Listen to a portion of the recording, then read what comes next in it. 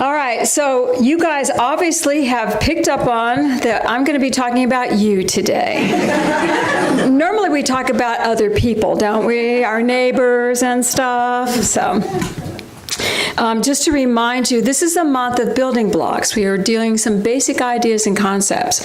So the first week we talked about the power of ebbing. Has everybody been ebbing a little bit? Taking a little bit more time, let you process those thoughts out?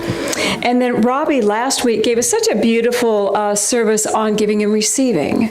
And did you get more clarity on how to give and receive? Have you been aware of those conditions that you're putting on your gifts sometimes? And at least you're aware of it now, right? Okay. All right. Today I'm speaking on something that I've actually never spoken on. But Spirit asked me to, and so I thought it would be appropriate. But this is something that I normally, we normally don't discuss. Not because it's a taboo, it's just not what we normally discuss. So it is defense mechanisms. And this is what Spirit said. We are wonderfully formed organisms that are able to encapsulate ourselves in an environment that we deem necessary for our safety. So we as individuals, we are this beautiful organism, and we as individuals encapsulate ourselves in a reality that we deem safe. And then we live in that reality. And in that reality, how much growth could occur? Not a lot. So, in order for us to expand, there has to be growth, which means that our encapsulated reality has to crack a little bit. So there's a crack, there's growth, there's encapsulation. There's a crack, there's growth, there's encapsulation. Do you understand? And we love being in those encapsulated fields where we got this, and we are safe, and don't bother me. That's our space. Okay. Anytime the field is cracked, we have actually sent out the desire to grow. So something comes into our awareness that enables us to open up a little bit. So anytime we are feeling challenged by a agitator or a experience that we are just not in favor of, that threatens us, we've actually put a call out that we need to grow, because we're actually trying to crack the encapsulation so we can do something different. Okay, accept that as a premise for a moment. Okay. The first thing that happens in any time this disruptive force comes, this disruptive force comes to us, and our defense mechanisms are based on our attitudes, our behaviors, and the beliefs that are keeping us sealed in this space. So we have attitudes, behaviors, and we're in our space. So, and you might say, the Spirit said, you might say that you're not encapsulated, but you are. There are areas of your life, maybe you may not be able to see the totality of it, but there are certain areas of your life where don't touch that. I've got that, don't touch that, or this is my work, or this is my relationship, or this is how I see myself. And so we have areas that we're specifically attached to, where we can actually say, my edges are open, I'm willing to grow. Maybe not. But we're going to talk about the specific little areas and what a defense mechanism is. Understanding the power balance in a relationship, maybe your sensitive area. I got this. Do you ever work with someone in a relationship and you get it to where you can deal with it? Okay. Don't mess it. Don't mess with me. I can deal with it. And you don't want any changes. You don't want things to disrupt you. Or your religion. Some people get that way about their religion. Don't mess with my faith. Don't mess with anything. And we all have areas that we're particularly attached to. All right. But if you want to grow, what do you got to do? You gotta let it crack. You gotta let it crack. So here are some of the defense mechanisms that you may or may not be aware of. They may or not be yours, but they probably are. The first defense mechanism that you're so familiar with is shock. Deer in the headlight, shock. So when you are in shock, you are outwardly frozen and inwardly frantic. Because something has just come upon you that's saying, excuse me, be different, excuse me, and you freeze. and you're viciously trying to figure out what is my next move, what is my next move, what is my next move. I don't know what to do, I don't know what to do. Does anybody know anybody that acts that way? Have you seen deer in the headlight? And you know what they typically do? What their standard operating procedure is? Freeze until you go away. Stay frozen till the agitator's gone. Then we're safe. Then we're safe. No engagement. Don't do anything, don't say anything. Just stay frozen. Like you don't, we're good. Does anybody use that one? What are we protecting when we do that? What are we protecting? The deer in the headlight, that encapsulation reseals very easily because there's no engagement. Don't mess with my field. You're cracking my field, don't mess with my field. Then it just reseals once you leave, you see. So that's a really good one to use if you really don't want to change. So deer in the headlight, there we go. Okay. The second aspect that I want to talk to you about is selective hearing. What? What? What was that? What? If I can delay you again, if I can delay you enough to make you repeat what you're saying, I can think of a way to keep you off my case. You know? What was that? I didn't hear you. What? So Spirit was sharing with us how stalling to find the appropriate retort can also involve redirecting. So the husband says to the wife, "Hey, honey, I'm thinking about painting the living room green." And she goes, "What? What did you say? Green? Oh, I've been thinking about getting green pillows for the couch, you know, and I found some the other day. Let's go buy those green pillows for the couch." Strategic and artfully redirected.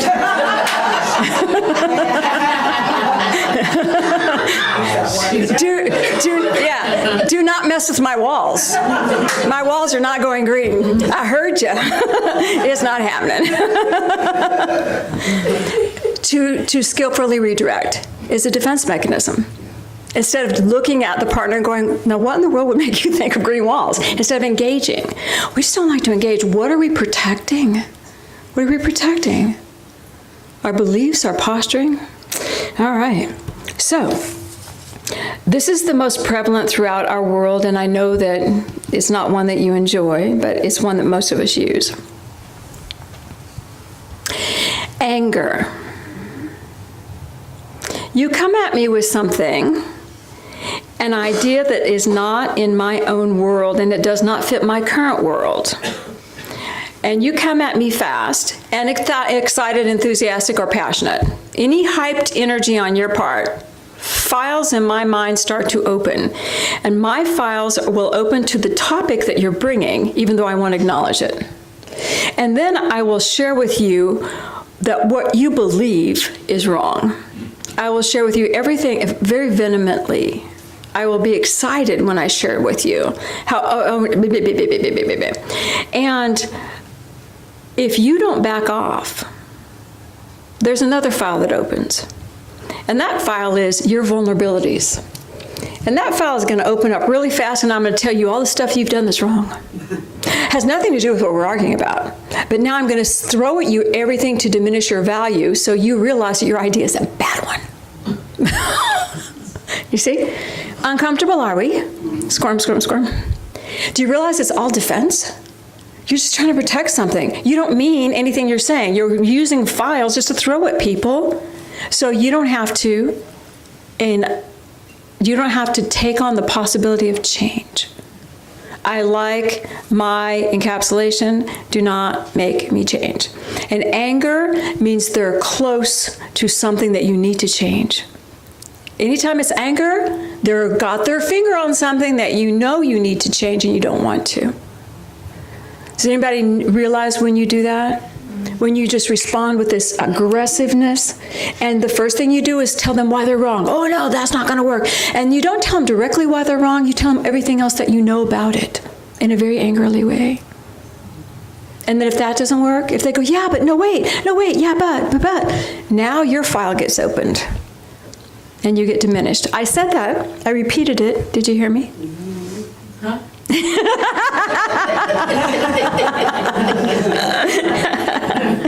If you realize if you realize that you are dealing with a defense mechanism when someone treats you that way, you will also realize that they don't mean what they're saying.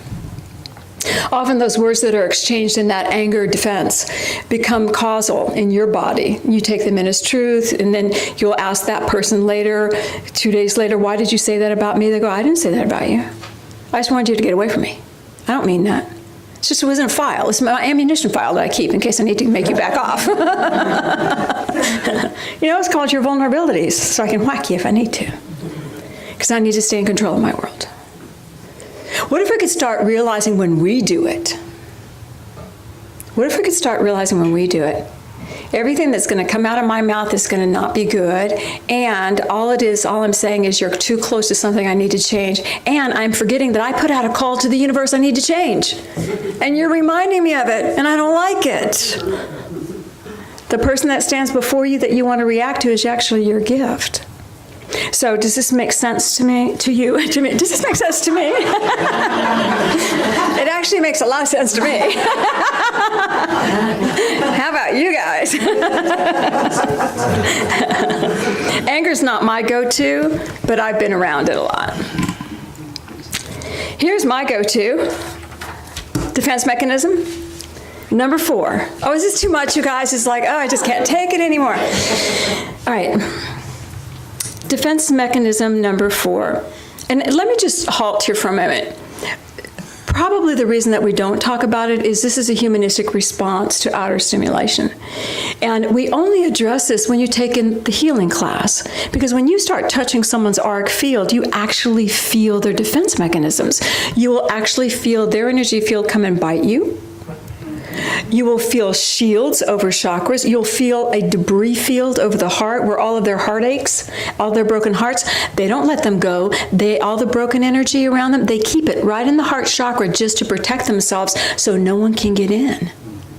It actually becomes a real tactile energy form in your field.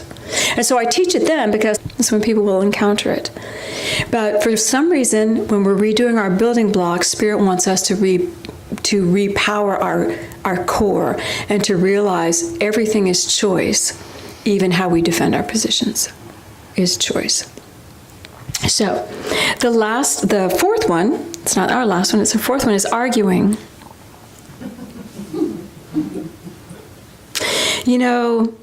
You bring a proposal to someone about change, and if they're smart, and if it's a smart person who loves to engage in debate, they will always, and who always needs to be right, they will always throw out the facts and figures very rapidly, but not angrily, about what they know about it and how they probably already have the answer and how your idea probably won't hold water. And they're pretty emphatic, and they'll just keep throwing facts and facts and facts and facts and facts until they're right and the agitator has to go. Because I'm right. For me. Everything you have in your encapsulation is absolutely right for you in this moment in time. It's what you've chosen, it's right for you. What is right for you in your growth, you don't know because you haven't grown yet. But when we start arguing, and you know you do this, don't you? I know a lot about a lot. Oh yeah.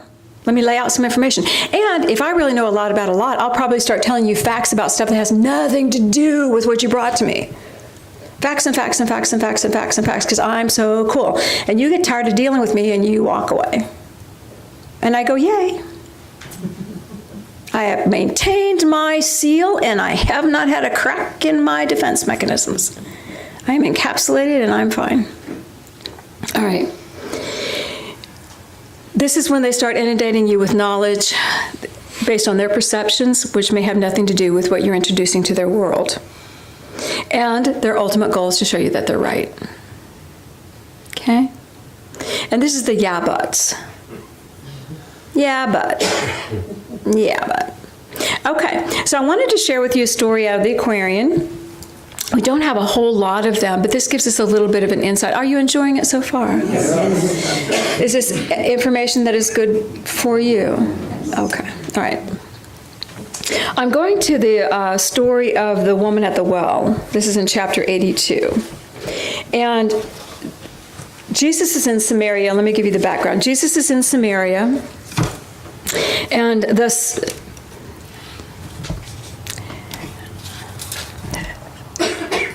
just accept, I don't have to give you the history, just accept that the Jewish nation does not like Samaria because they're hybrids. They're partial Jewish and partial, yes, the Assyrians that came. So they're hybrids. So they were unfaithful to the Jewish clan. Therefore, they're not held in high esteem. And so Jews should not be speaking to Samaritans. Jews should not be speaking to Samaritans because they're elite. But they're traveling through Samaria. And Jesus is sitting at a well, Jacob's well, and the boys have gone, his disciples have gone to get food. So Jesus is there, and a woman comes up. And the woman came, and he said to the woman, "I thirst for a drink." And she said, "Dude, I'm a woman of Samaria, and you're a Jew. Do you not know that there's problems between us? We do not talk. We do not exchange anything. So why would you ask me for a drink?" So she's setting him straight right now. He's saying to her, "Ma'am, can I get a drink?" And she's going, "Oh, I don't think so. Not so fast." So she's setting up a boundary between the two of them and reminding him of what she knows to be true, that he is better than her, but she is reminding him, therefore, who is the better of them? She is. So she's setting herself up as the one with knowledge, and he does not have knowledge. And he says, the Samaritans and the Jews are all children of one, our Father. It's prejudice born of the carnal mind that breeds this distance and hate. I was born a Jew. I recognize the brotherhood of life. Samaritans are just as dear to me as the Jew or the Greek. And had you but known the blessings of our Father God, you would have asked me for a drink. And I would gladly give you a cup of water from the fount of life, and you would never thirst again. And the woman said, "This well's deep, you got nothing to draw with. How could you get water that you speak about?" Now, what he just said was, I love you as much as I love my own family. I believe that everyone is a child of God. And what did she hear? I got to defend myself from this dude. So she snapped back at him with something she knew to be true. The well's deep, you got nothing. Logic mind, you can't draw a drink of water. Do you see the defense? Then Jesus says, the water that I speak about comes not from Jacob's well. It flows from springs that never fail. Everyone who drinks this water will thirst again, but they who drink the water I give will never thirst again. They themselves will become a well, and their inner parts will sparkle with waters that bubble up with eternal life. See the depths of what he's sharing with her? And then she said to him, "Sir, I would drink from that rich well. Give to me drink, and I will thirst no more." So she's playing, and he says, "Go get your husband." And she says, "Sir, I have no husband." And he said, "I know, you scarcely know what a husband is. You are a gilded butterfly that flits from flower to flower. To you there is no sacredness in the marriage tie. You affinize with any man. You have lived with 5 men who were esteemed as your husband by your friends." So he's really talking to her, heart to heart, seeing who she is. And she says to him, "Do I speak to a prophet and a seer? Will you not condescend to tell me who you are?" And Jesus says to her, "I need not tell you who I am, for you have read the law and the prophets, and they speak of me." He would never say that to a woman, people. The women were not taught that way, but this one was. This one had read the laws and the prophets. How would he know that? She was a Samaritan. How would he know anything about what she did? How would he know that she had a free spirit?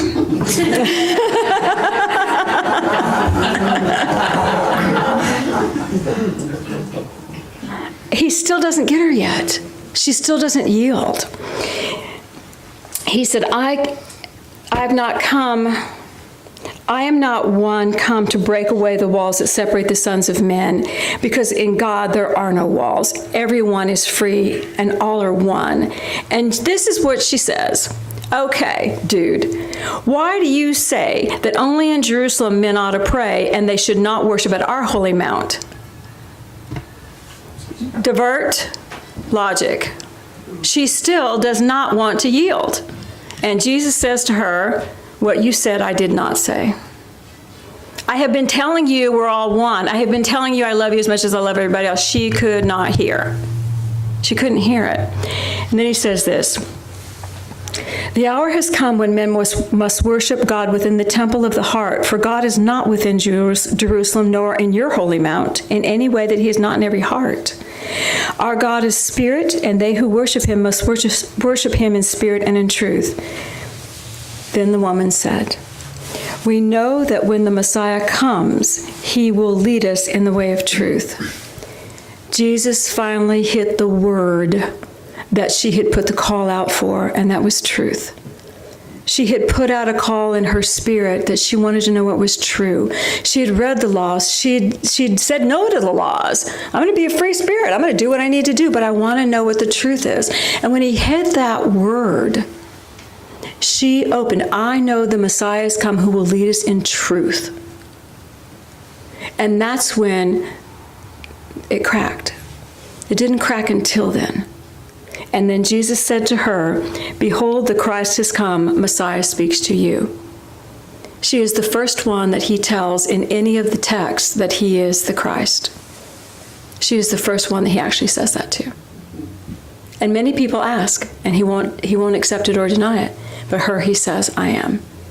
And then it says she was so enthralled in thought as she listened to every single word that he said and absorbed every word that he said, because her shell broke and she could take in all that her soul needed, all that she asked for.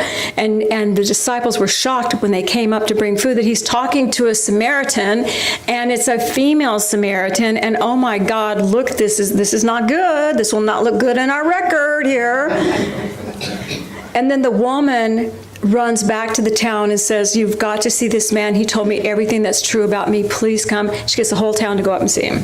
And then he stays with them and he teaches them in Samaria. But watch how it took the connection through the defense mechanism. There was some common thread that matched the call for change with the agitator. The agitator brought a common thread, and Jesus was the agitator in this situation. The wealth of knowledge that he put at her feet, she couldn't see it. She couldn't see it. The wealth that you're putting at someone's feet when you're asking for them to change, they can't see it, can they? They can't see it because you haven't hit that thread inside them, that call. And maybe you would never know what it is.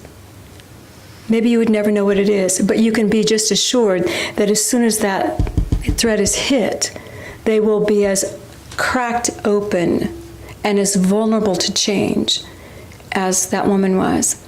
You will be as cracked open and as vulnerable to change. But the call is within us first. We defend. We're so afraid to change. We're so afraid to change. And there's so many ways that we defend. This answer to our cry for expansion. Are y'all hearing me? All right. I'm going to give you just a few more very quick ones because you know everyone is unique. Some of you will shut down. That's a defense mechanism. That's the way I maintain my power. I don't have to deal with you. This maintains power and control. Some of you will strike out before the argument begins. You feel change is coming, you feel you're getting answered, and you'll strike first. Do you know that? Have you ever wondered why someone comes in and they're really agitated? And it's like, what's wrong with you? I didn't say anything. Well, I know you're gonna. I feel it.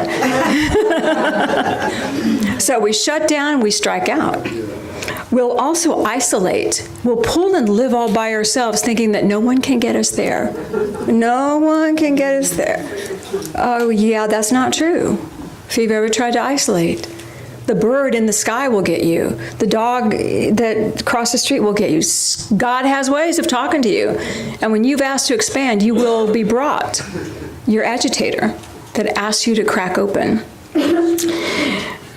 The other thing, and the very last one I want to go over with you very quickly, is sticking to your story. Sticking to it. This is how it's always been. This is part of who I am, and this is my story, and this is how it's always going to be. Don't mess with my story. Don't mess with my story. If your story is built on your experiences on this earth, is that a complete story of you? No. Don't you want your story to look good? Don't you want to have a good, happy ending to your story? Then let your story be expanded to engulf your spirit. Let your story be expanded to engulf growth. And sometimes it means we change our perspective. One time, Jesus is talking to a group of people. He said, you're children of God, and God brings you these gifts. And they said, we're children of Abraham. We already have everything we need. It's like they're living in slavery just about. No, we're children of Abraham. Jesus goes, you want to stay there? Seriously? Okay. Staying in that encapsulated energy. You're children of God, you can have anything you want. We have to learn to change our story. So, you've heard a lot of modalities of defense mechanisms today. You're probably masters of most of them, whichever one fits the moment. But I want you to hear the one thing. Whenever you need to move into a defense mechanism, you yourself you have actually asked to grow. Growth is about change. It's about change. So when you feel that bucking up against something, stop and think, wait a minute, what am I trying to protect? What is? Then I can't go to what can be. Take a breath. Love your agitators. Love them.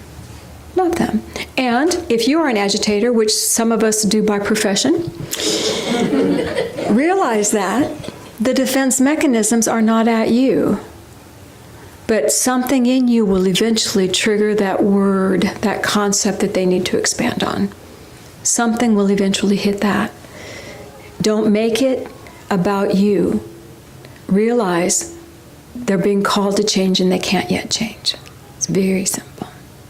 All right, so we're going to free flow energy, right? So let's put our feet on the floor.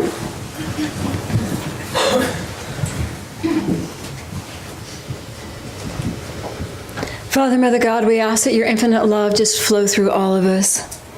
And I ask that we feel a column of your light, God, flowing through this room. And I want you all to just become aware that the love of God is in this room. And I want you to become aware of your energy field. And I want you to willingly, if you can, say, I want to touch and feel the love of God. And imagine that your energy field can open. That beautiful encapsulated field begins to open. And just let the love of God pour into you.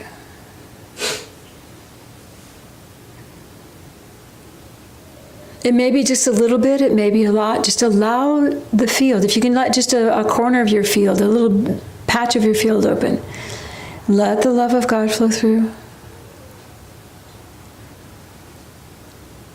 God, we embrace change. We embrace the greater I am in me.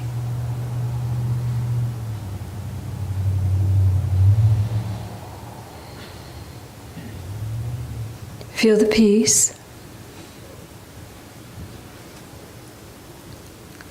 Feel your energy field lighter and brighter. And let your focus come now back to your body. And I want you to say in your heart the word change. And just watch it vibrate through. Change. Love. Beauty. Change. Greater. change. Greater. Breathe it in. Father, Mother God, bless all who hear this and let them feel their empowerment to know that they truly are in charge and that we consciously ask to walk with you, guiding, blessing, and feeding our journey. And we thank you. Take a breath, send your love back to Spirit, and when you're ready, gently open your eyes. Did you feel yourself expand? All right. The last thing I will leave you with is this. When you're approaching an idea of expansion with another, you might want to say, I have an idea of expansion I would like you to be with. Instead of, hey, I've been thinking that, immediately you're separated from them. I have an idea I'd like you to think with me. Now you've invited them in. We'll be amazed how much cooperative creation can occur when we're open to the ideas of others bouncing against the core of what's true for us. It is amazing. Say yay, God. Yay, God.